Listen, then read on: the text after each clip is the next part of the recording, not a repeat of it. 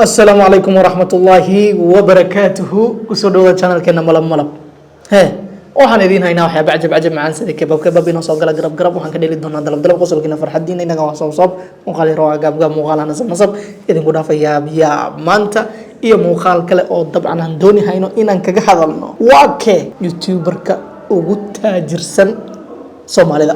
misaba dhaqaalaha ugu badan ka sameeyo barta YouTube horta YouTube-leyda Soomaalidu way badan yihiin hase ahaatee way kala dadaal badan yihiin iyagoo kala dadaal badan ay haddana kala sii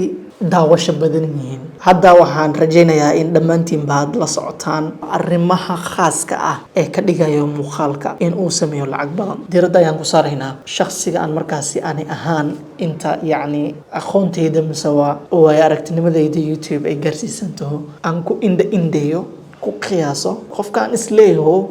waa qofka yacni ka sameeyo YouTube lacagta ugu badan mar aan research sameynay ayaan indheeyay waxaana top ilaa iyo 3 qof horta YouTube-ku lacag waa uu leeyahay dhaqaale oo laga sameeyaa sidee ayayna u suuragali kartaa qof in uu noqdo qofka ugu lacagta badan mise ugu taajirsan ee marka la yimaado arrimaha YouTube-ka aanu imaado qofka koowaad ee aan diiradda saari doono oo aan isla faaqidi doono ee miiska inoo saaran waxa waaye Asad Xaajiyo horta waxaan fiirinaynaa kaliya oon ku soo qaadanaynaa dadka ugu activesan maadaama dadkaas ay noqon karaan kuwa ugu dhaqaalaha badan mise ugu lacagta badan YouTube markii loo yimaado Asad Xaajiyo haddii aan ku hormaro horta masha Allah ilaaha u barakeeyo ilaaha daysto channelkiisa waxa uu marhayaa 1.54 million subscribers muuqaaladiisa waxay kor u dhaafsiisan yihiin ilaa iyo 1,100 muuqaalka ugu daawashada badan ee channelkiisa waxa uu soo dhigay 12 bilood ka hor muuqaalkaasi ayaa waxa uu daawatay 1.4 million way jiraan muuqaalo kale oo 1.4 million wata wuxuu kaloo haystaa ilaa iyo 6 muuqaal oo daawashadeedu kor u dhaafaysa 1 milyan 1 milyan oo daawasho ah dabcan macnaheedu ma aha in lacagta laga sameeyay hal mar la qaatay maya lacagta laga sameeyay dabcan waxay u qaybsamaysaa intaasi bilood oo uu ku jira iyo bil walbaba inta qof oo daawatay muuqaalka horta daawashadiisu waa un xoogiisa badan waa inta ugu horeysa oo uu ku jiro ee markiisa loo soo dhigo markay u badanta u fiicanta oo waa muuqaalka labada toddobaad ugu hore muuqaalo qaar way jiraan oo gadaalka kaca sida in muuqaal uu markuu bil ku jiro ay soo ragaal celiso daawashadiisa way jiraan way dhacdaa balse inta ugu badan muuqaalada waa bisha ugu horeysa Asad Xaajiyo ayaan isleeyahaa dabcan top 3 ayuu igu jiraa dadka dhaqaalaha ugu badan ka sameeya YouTube maadaama horta uu dadaalkiisu zaid yaho dadaalkiisa waxaan ula jeedaa ninkani ma gafo mana waayo maalin muuqaal channelkiisa sidii roob ayuu u daa muuqaal la'aan ma seexdo habeen ما شاء الله أدبي وذكتها إن يعني يوتيوب أتسجوكته مقال معلم والبابا أتصادقته أدت في رسم مقال ديسا دنك إديتين كوي كديسينهن فكرة أهان ويديسينهن يعني culayska soo saarka muuqaal noocaasi oo kala ah waan dareemi karaa muuqaal dhererkiisa kor u dhaafaya 10 daqiiqo mise 8 daqiiqo muuqaal ay isugu imaanayaan intaas oo qof muuqaal lagu duubay in ka badan 2 kamera sabaan dhaxdo in ka badan 1 kamera muuqaal ay ku dheehantaho fikrad la doonihayo in dadka looga qosashiyo mise lagu madadaaliyo way adag tahay waa another level hadiyaan dhahay in yacni maalin walbo si joogto ah muuqaal waxa soo dhan ka kooban aad soo dhigto waa dadaalka aan sheegayo marka channelkiisa marka koowaad muuqaal la'aan inta badan ma noqdo maalin walbaba hadaan fiirino 19 hours ago waa soo dhigay 1 day 2 days 3 days ago 4 days ago 5 days ago 7 days ago 8 days ago 9 days ago 10 days 11 12 13 وارجع يعني وحاول dhigayaa maalin walba muuqaal 8 daqiiqo maalin hore waxaan ka sheegnay 8 daqiiqo waa la socotaan 8 daqiiqo yani waxay ku saamaxay in muuqaalkaasi aad xaysiinta ku badayso xaysiinta ku badanna muuqaalkaasi macnaheedu waxa waaye lacagto badato Asad Xaajiyo muuqaaladiisa average markaad fiiriso 12 daqiiqo kor ayay u dhaafayaan because hada muuqaalkan aan soo qabsado waa 20 daqiiqo 15 daqiiqo 10 daqiiqo 21 daqiiqo 14 15 19 9 13 واركتا رينج كاسو كعيارها from 20 ilaa iyo 10 camal ayuu ka ciyaaraya marka Asad Xaajiyo muuqaaladiisa waxay ka dhisan yihiin dhanka dheerarka waxaan dhahnay waxay kuu saamaxaysaa in muuqaalada aad xayeysiin ku taxdo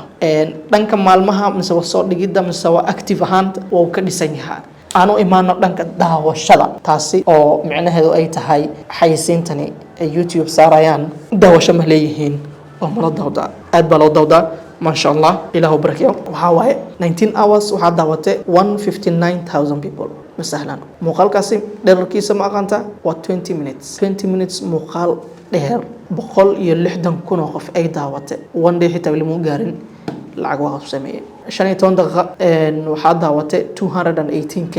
8 دقة 160k 290k 305 305 289 246 283 414 20 ما شاء الله بركة أسد حاجيو موخال موايا مالن نكني أنا هدا وحويها توب طبعا ما خاو كسميها بشي هدي أن خياسة وهو ما ندنا قف كلوات أنا هذا وأنا سليه العق بدن أيو كسميها يوتيوب وأنا يعني الشخصي أنا سليه كرماركا وتاجر سنيها يوتيوب ليدا الصومالي قبايو كجرا أنت بدن ملوغو because waa specialized wixiisa wax walba ma aha specialized way maxamed qadar ciyaaraha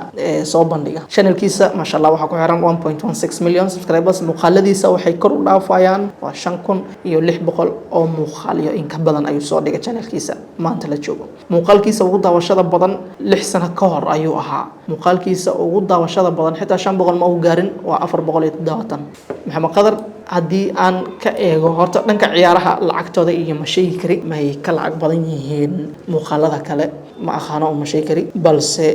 ma liitaan muuqaaladiisa horta wuxuu kaga duwan yahay YouTube-leyda kale ninkani maalinkii asaga waxa uu soo dhigaa 3 muuqaal hashi maalintii 3 muuqaal qasab waay channelkiisa kama waynaysid waa routine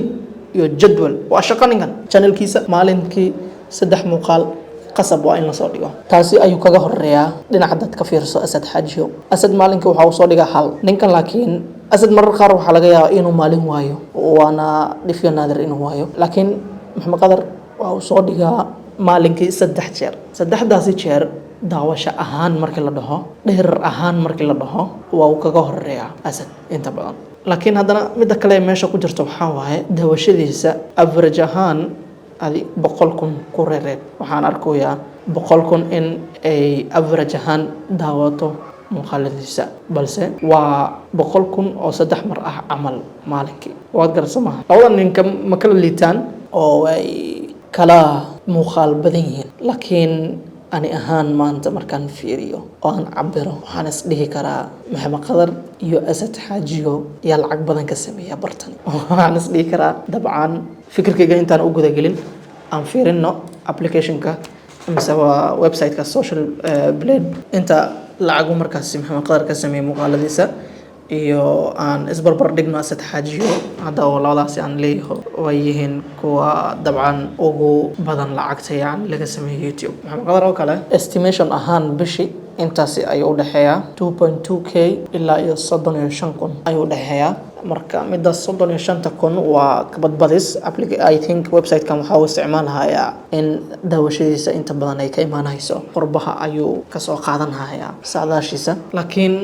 العليس هان محمد قدر وكبدنيها 2.2k وكبدنيها أنا هان waxaa ay ila tahay maadaama maalinkii ay 300 kun daawasho ay yihiin muuqaaladiisa isku reeb isku celcelis ninkan bishii waa ka bixin karaa marka uu yarto 8,000 mise 10,000 oo dollar waa ka bixin karaa maxamed qadar away maano Asad sports waa iska dhib badan tahay Asad Xaajiyo waxay leeyihiin waxa uu dhaxeeyaa 3k ilaa iyo 47,000 ayuu dhaxeeyaa laakiin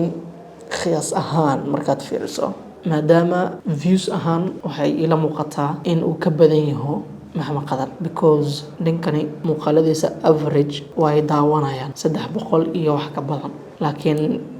maxamed qadar markaad isku celceliso 300 ayuu gaarsiinayaa maalintii haye ninkani wuxuu kaga duwan yahay muuqaaladiisa waa all round maxamed qadar waxaan kaga cabsanayaa in sports amal xaysiintiisa ay xadadan tahay balse Asad xaysiintiisa waxaan dhihi karaa waa all round category ahaan markii la fiiriyo waa kaga yar fiican yahay maadaama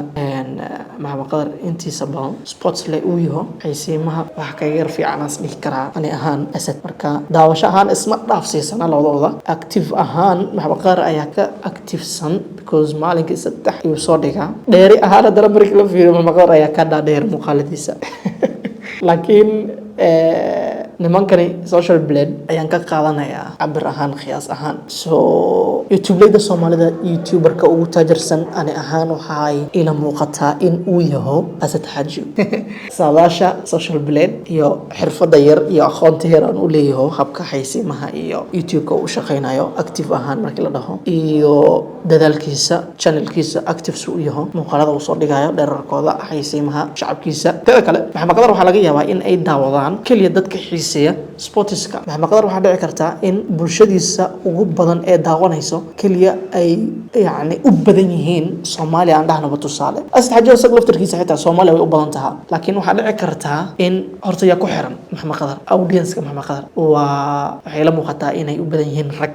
channelkiisa raggu ayay u badan yihiin teeda kale waxay u sii badan yihiin ragga markii la dhaho waxay u sii badan yihiin kaliya inta xiisaysa ciyaaraha waxay kale u sii badan yihiin raggaasi aan dhehe ani ahaan channelkiisa maanta haddii aan fiiriyo waxay daawasho dadkiisa waxay u badan yihiin qof walba Soomaali horta youtuber ah channeladooda inta badan waxaa u badan dal ahaan markii la fiiriyo Soomaaliya ayaa u badan oo laga daawadaa zaid laakiin maxamed qadar waxaa dhici kartaa in dadka ku xiran iyagoo ay u badan yihiin rag haddana ay u sii badan yihiin age wise markii la fiiriyo dad